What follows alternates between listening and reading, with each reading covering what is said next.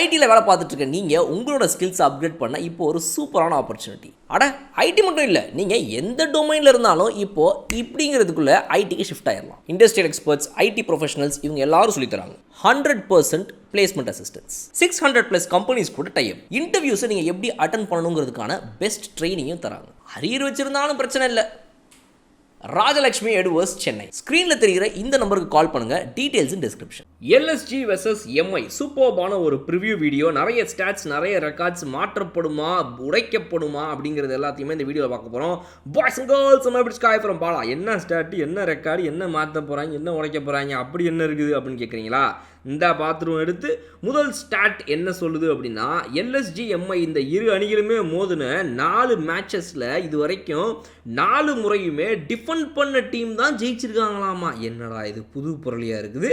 S, முதல்ல batting பண்ண team தான் ஜெயிக்கிறாங்களாமா. அதாவது சேஸ் பண்ணுற டீம் சேஸ் பண்ண முடியாமல் தோற்று போயிடுறாங்களாம். என்ன இந்த மாதிரிலாம் ஐபிஎல்ல நடக்குமா சார் அப்படிங்கிற மாதிரி வெகு சில மேட்சஸில் அந்த மாதிரி சேஸ் பண்ண முடியாமல் போகும் இல்லையா?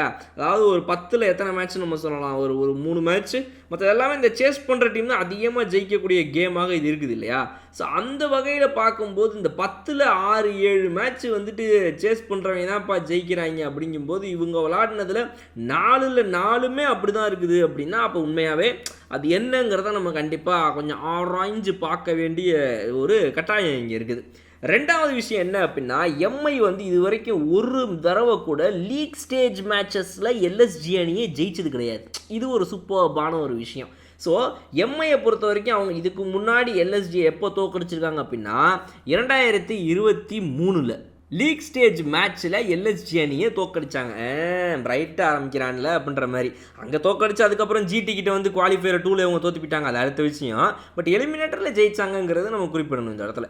ஆனால் இது வரைக்கும் லீக் ஸ்டேஜ் மேட்ச்சில் இவங்க ஜெயிக்கலை. ஸோ லீக் ஸ்டேஜ் மேட்ச்சில் இந்த வருஷம் இவங்க ஜெயிப்பாங்களா அப்படிங்கிற கேள்வியோட இன்னொரு ரெக்கார்டு ஏற்கனவே இன்னொரு ஸ்டாட்டை மாற்றிருக்கிறாங்க. எது அப்படின்னா, சிஎஸ்கே இதுக்கு முன்னாடி வரைக்கும் ஜிடி கூட குரூப் ஸ்டேஜில் ஜெயிச்சதே கிடையாது. இந்த வருஷம் தான் இப்போ தான் அந்த ரெக்கார்டை பிரேக் பண்ணி குரூப் ஸ்டேஜில் ஜெயிச்சு காட்டினாங்க இந்த வருஷம். ஸோ அதே மாதிரி இப்போ வந்து எம்ஐ வந்து எல்எஸ்ஜியை குரூப் ஸ்டேஜில் அந்த ரெக்கார்டை வந்து இன்றைக்கி பிரேக் பண்ணி விடுமா அப்படிங்கிறத பார்ப்போம். சிஎஸ்கே புதுசாக 2022 அனௌன்ஸ் பண்ணப்பட்ட டீமு, எம்ஐ வெர்சஸ் 2022 அனௌன்ஸ் பண்ண டீம். இந்த ரெக்கார்டை இவங்க இந்த வருஷம் பிரேக் பண்ணிட்டாங்க குரூப் ஸ்டேஜில். இந்த வருஷம் இவங்களும் வந்து குரூப் ஸ்டேஜ் ரெக்கார்டை பிரேக் பண்ணிட வேண்டியதானே, அப்புறம் என்ன அப்படிங்கிற மாதிரி நமக்கு காதலப்படுது இல்லையா? ரைட்டு. ஸோ மூணாவது விஷயம் என்ன அப்படின்னா, ரோஹித் சர்மா அவர்கள் இதுவரைக்கும் அவருடைய பிறந்த நாளில் ஐபிஎல் வரலாற்றை பொறுத்த வரைக்கும் ஒரு நாள் கூட ஒரு பிக் ஸ்கோர் அடித்ததே இல்லையாமா. ஏண்டா ஐபிஎல் நேரத்தில் என் பர்த்டே வருது ஏப்ரல் மாதங்கிறதுக்கு நான் என்னடா பண்ண முடியும்? ஐயோ, எல்லாம் என் தலையெழுத்துங்கிற மாதிரி தலைமை உட்காந்துட்டு இருக்காப்ல. Yes, happy birthday Rohit Sharma அவர்களே அப்படின்னு சொல்லி இந்த வீடியோ ஆரம்பிக்கிறேன். ஆமாம், நம்ம தலைமை வீடியோ ஆரம்பிக்கிறடே, வீடியோ ஆரம்பத்தில் சொல்ல வேண்டிய விஷயத்தை நடுவில் சொல்லிட்டு வீடியோ ஆரம்பிக்கிறேன். இப்போ சொல்கிறேன் என்ன பொய்யா சொல்லியிருக்க நீ, ஏமாந்துட்டு நினச்சிருக்கியா நீ? வீடியோ ஆரம்பத்தில் ஏன்டா என் தலைவனுக்கு பிறந்தநாள் வாழ்த்துக்க சொல்லலை நீ நாரப்பேனே அப்படின்றீங்களா? ரைட்டு. ஸோ ரோஹித் சர்மா அவர்களுடைய பிறந்த நாளை ஒட்டி அவர் இந்த ஐபிஎல் 2024 என்னது இது வரைக்கும் நான் என் பர்த்டே அன்னைக்கு ஒழுங்கான ஸ்கோர் ஐபிஎல் அடித்ததே இல்லையா தம்பி, ஒரு செஞ்சுரி அப்படிங்கிற மாதிரி இப்போ ஒரு வேளை பார்சல் ஆர்டர் பண்ணியிருக்காரா, ஹோம் டெலிவரி ஆகுமா, வெயிட் பண்ணி பார்க்கலாம். அடுத்தது என்ன அப்படின்னா, 4வது விஷயம், ஆவரேஜான ஸ்கோரு லக்னோ ஸ்டேடியமை பொறுத்த வரைக்கும் இந்த ஈகானா ஸ்டேடியமில் 161. ஆனால் அதை எப்படிங்க இந்த டிஃபெண்ட் பண்ணுற டீம் ஜெயிச்சிருவாங்க இந்த தடவை? இதுக்கு முன்னாடி 4 தடவை ரைட், ஓகே, எப்படி ஒன்றும் புரியலையே சார் எனக்கு அப்படின்ற மாதிரி தான் இருக்குது. பட் இருந்தாலும் அந்த இக்கானா ஸ்டேடியம் ஒரு மத ஸ்டேடியமு, ஒரு சொத ஸ்டேடியமு, லோ ஸ்கோரிங் மேட்ச் தான். அங்கே அதிகபட்சம் 170 அடித்தாலே அது அடேங்கப்பான்னு பேசப்படும் அப்படின்ட்டு இருந்தாலும் கூட இந்த மேட்ச் எப்படி போகுது அப்படிங்கிறத நம்ம கண்டிப்பாக பார்த்து தான் ஆகணும். 2 ப்ளூ சட்டை பாய்ஸ் என்ன பண்ண போகிறாங்க? Right, okay. அடுத்ததாக 5வது ஸ்டாட் என்ன அப்படின்னா, கேஎல் ராகுல் அவருடைய பிக் ரன்ஸை எப்போவுமே எம்ஐ அகேன்ஸ்டாக விளையாடிருக்காப்புல. ஐயோ, பேசுகிறதெல்லாம் அவச்சொல்லாவே பேசுகிறானேன்னு மும்பை இந்தியன்ஸ் ரசிகர்கள் யோசிக்கலாம்.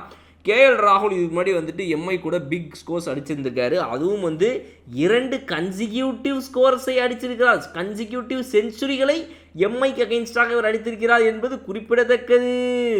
எம்ஐக்கு அகைன்ஸ்டாக நம்ம கேஎல் ராகுலோட ஆவரேஜ் பார்த்தீங்க அப்படின்னா ஐயோ 87ஆம்ல ஹையஸ்ட் ஸ்கோர் 103, 5 அரை செஞ்சுரியை போட்டிருக்காப்லையா. இது பத்தாததுக்கு 3 செஞ்சுரி. ஆமாம், 16 இன்னிங்ஸில் மும்பை அகைன்ஸ்டாக. ஏங்க உங்களுக்கு அடிக்கிறதுக்கு வர டீமே கிடைக்க எங்கள் டீம் தான் கிடச்சது. இதுக்கு முன்னாடி என்ன வேணா இருந்திருக்கலாம். இன்னைக்கு நோ நோ நோ அப்படின்னு மும்பை இந்தியன்ஸ் சொல்லி வச்சுக்கோ. என் காதில் நல்லா கேட்குது. ஸோ சிஎஸ்கே, எம்ஐ, ஆர்சிபி இந்த மாதிரி 3 முக்கிய தோனி, ரோஹித் சர்மா, விராட் கோலிகளை கொண்ட டீமில் ரோஹித் சர்மாவை கொண்ட மும்பை இந்தியன்ஸ் அணி மேலே ஒரு மிகப்பெரிய எதிர்பார்ப்பு உள்ளது. அதில் இந்த வருஷம் அவங்க அந்தளவுக்கு நிவர்த்தி பண்ணியிருக்காங்களா அப்படின்னா இல்லை, ஓரளவுக்கு ஓகேன்னு சொல்லலாம். பட் அதை இன்னும் தொடர்ந்து கடன்னு அடுத்தடுத்த மேட்ச்சை ஏற்றி அப்படின்னு ஸ்கோரை ஏற்றி, பாயிண்ட்ஸை ஏற்றி, ரன் ரேட்டை ஏற்றி மேலே வந்து காட்டுவாங்களா டாப் 4க்குள்ளே கன்ஃபார்ம் ஆக அப்படிங்கிறதுக்கு இந்த மேட்ச் மிக மிக முக்கியமான ஒரு மேட்ச். என்ன பண்ண போகிறாங்க வெயிட் பண்ணி பார்க்கலாம். நீங்கள் சொல்லுங்கள். ஹெட் டு ஹெட் 4 மேட்சஸ் நடந்திருக்குது. அதில் 3 மேட்ச் எல்எஸ்சி ஜெயிச்சு, ஒரு மேட்ச் போன வருஷம் எலிமினேட்டரில் ஜெயிச்ச மும்பை இந்தியன்ஸ் இன்னொரு மேட்ச் ஜெயிச்சு, அதுவும் குரூப் ஸ்டேஜில் முதல் முறையாக அவங்கள தோக்கடிச்சு வரலாறை படைப்பார்களா? கமெண்ட் செக்ஷனில் சொல்லுங்கள். இன்னொரு சூப்பரான வீடியோ நான் அவங்களுக்கு பார்க்குறேன். உங்களுக்கு பாய்.